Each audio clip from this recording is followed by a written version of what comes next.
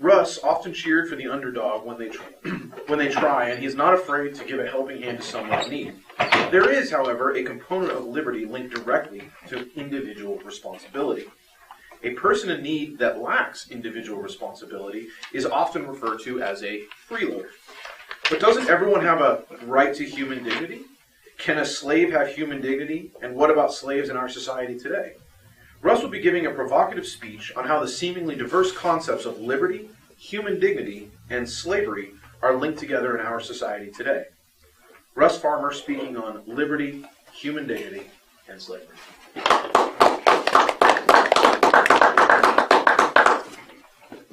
Just as a point of reference, this is a 7 to 9 minute speech.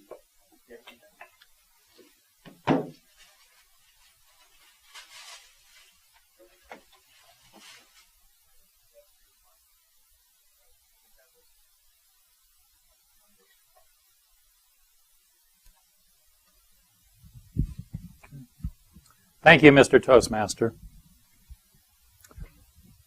We look outside the window up here, we see our bird feeder.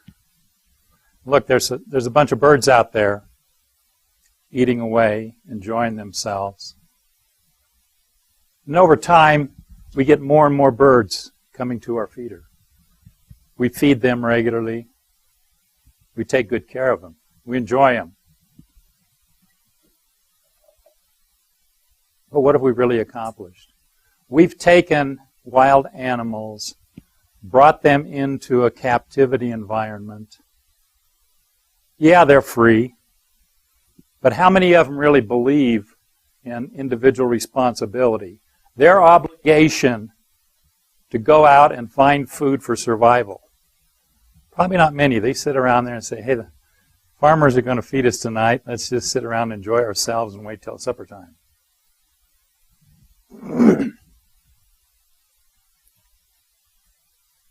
We go out to the zoo.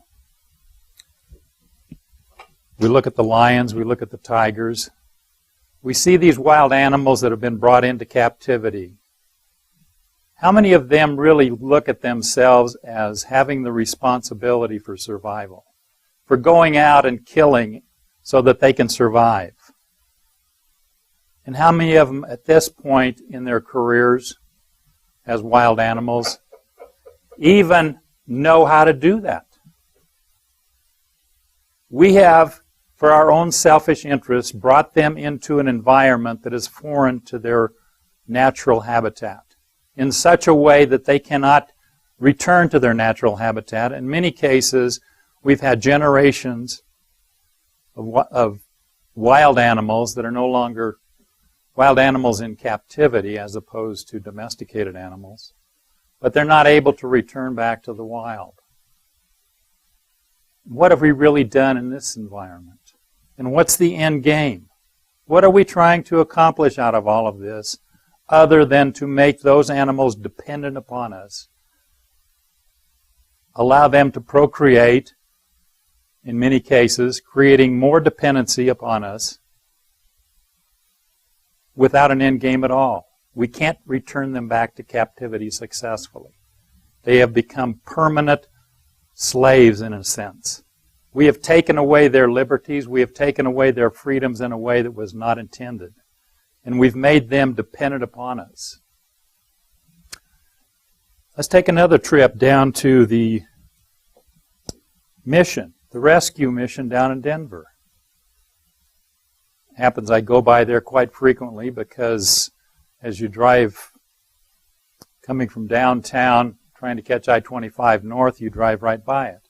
And there's a whole line of people, human beings, human animals. Animals that are waiting for their food. They don't know what they've done to earn that food. They only know that the food's going to be there. It's going to be there for them. We have taken away their individual responsibility. We've taken away a certain amount of human dignity by putting an environment that is so motivational that reduces their independence, individual responsibility, and made them slaves of us in a way that was really not intended.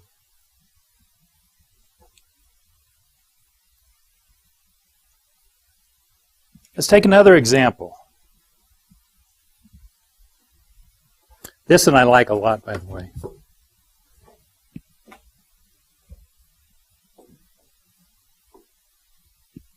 We see a lot of this out on the streets now. This is kind of nice because this is a transitional position. This individual is now becoming an entrepreneur. Right?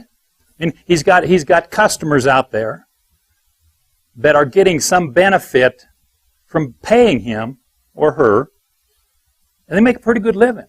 Somewhere in the neighborhood of, depending upon who you talk to, somewhere between $30,000 and $40,000 a year, tax-free. This is not a bad gig. And I would contend, although I don't know this for a fact, I would contend there's probably a class up at Free University in Boulder that actually teaches Panhandling 101. You know, you have to know the right words. You've got to play to the passion. You know, disabled vet, cancer victim, homeless, 3 children without a home. And then you slip in the real key thing. God bless you. I'm sure God wants you to pay me money. So please do so. Don't make him feel against you. But the idea that this person is now taking a little bit of individual responsibility for making the money, they believe they've earned it in some fashion or other, whereas the people down at the rescue mission, they're just standing in the line. They have no idea what they've done, but they know they're going to get food, they know they're going to get shelter, and they have no individual responsibility whatsoever. Let's go a little bit different direction now. Let's go into the world of business. One of the things, having been in business, having my own business for 30-some years now, one of the most challenging, the most difficult things that I've ever faced is to try to figure out how to motivate people, how to get people to do things that you want them to do in a way that they enjoy it. And I spend literally hours every month trying to come up with different things that might work, that bounce it off of other people, and how do we get this to happen, how do we get that to happen, and we've got low morale here, and how do we pick that up? It's a very challenging task. One thing I have learned from Thomas Edison, though, is that I've never been a failure. I've just found out hundreds of ways that don't work. And I know a lot of them. But I do know a couple that do work. One of them is, if you incentivize individual performance, you get individual performance. If you incentivize team performance, you get team performance. And you better be careful of how that is implemented, because it can have incredibly devastating results.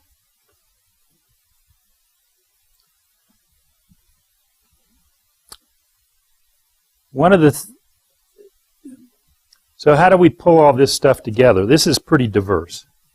This is way out in left field. So we pull all this together, and let's take a look at the war on poverty.